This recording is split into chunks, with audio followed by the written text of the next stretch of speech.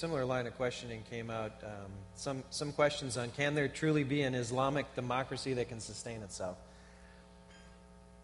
Yes, indeed. I mean, this shows that maybe there is a perception that Islam is opposed, contradicts democracy, is in conflict with democracy.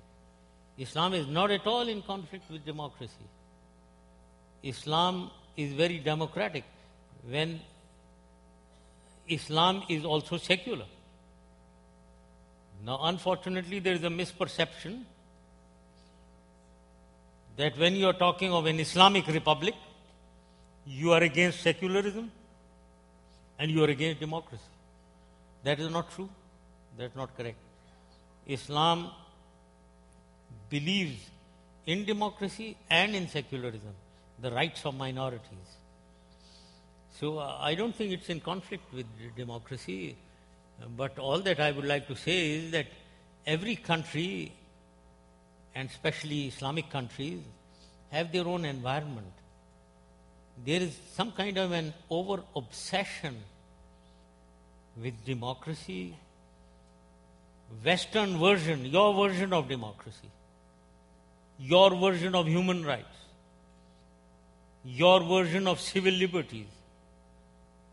While I keep saying that there's a lot of difference between your society and our society, every country's society.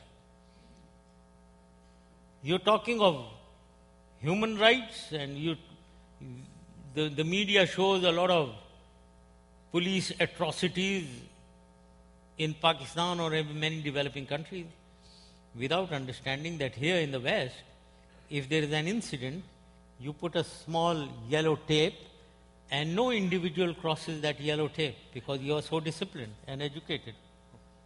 You erect barbed wires and walls, and people will jump over the walls and over the barbed wire if you do that in Pakistan. So what does the police do?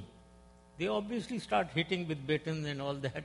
So it's a different environment. What I'm trying to say, it's a different environment where we need to adjust to ground realities of people and then execute democracy and civil liberties and human rights in accordance with. You cannot, ladies and gentlemen, bring about a change in a society. You cannot impose a change in a society. Society transforms, ladies and gentlemen. And that is my belief. A lot of people think that you can impose a change. Society is a very living organism. It is moving in a certain direction. If you want to bring about a change, it transforms gradually. You cannot impose a sudden change. And you should see that as an example in Iran and Turkey. I mean, I leave it at that. Okay. No imposition is possible to transform societies. There were several questions, and we'd be remiss if we didn't go into the nuclear situation. This one question was, are you worried about nuclear weapons falling into the hands of extremists in Pakistan? Well, this is a concern of the world.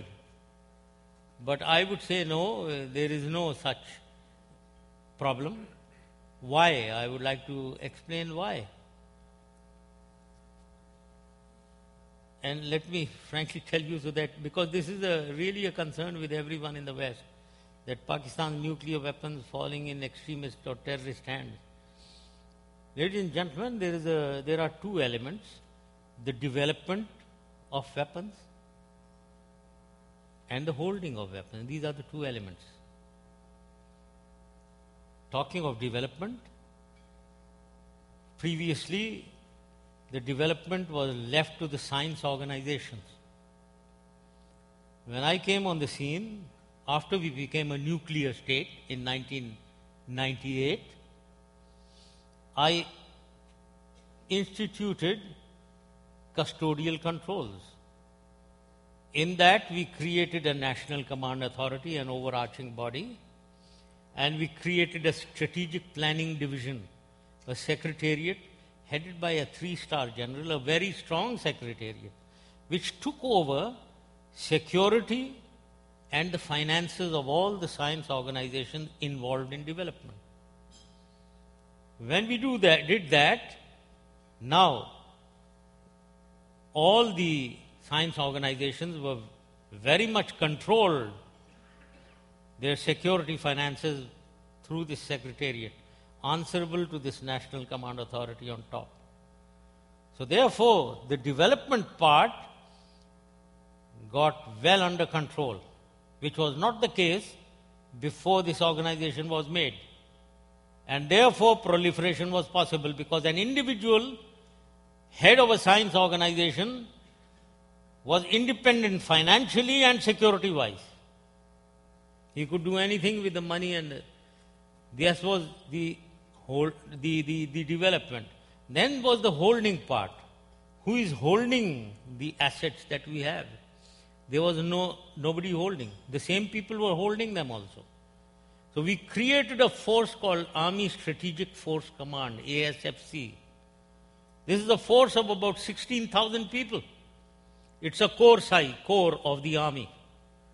It has 2 divisions. Each division has a number of brigades. Each brigade has a number of units, regiments.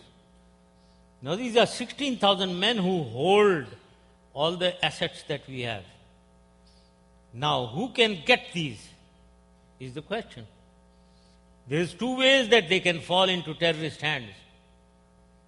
Number 1 is if the terrorist or extremist organizations, political organizations, gain in strength so much that they win in the election and form the government. Then the government is theirs and all those assets are theirs, frankly. They are the government. There is no possibility of this, ladies and gentlemen. Today, the religious parties, groups have only about 2 to 3% in the assembly. And I don't see them at all winning in any elections in the near future. Okay. The other way that they can fall in their hands is if a group of people were to attack physically and take over those assets from whom? From the army. They'll have to defeat this core of the army. And these are dispersed, strongly held, strongly defended, so strongly held that nobody can enter, nobody can touch anything. So on the whole, I think I have seldom elaborated my views so much as I have done with you. Well, thank you very much, There's President Musharraf.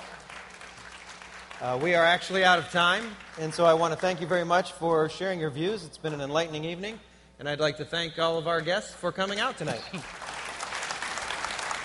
Thank you very much again. Thank you.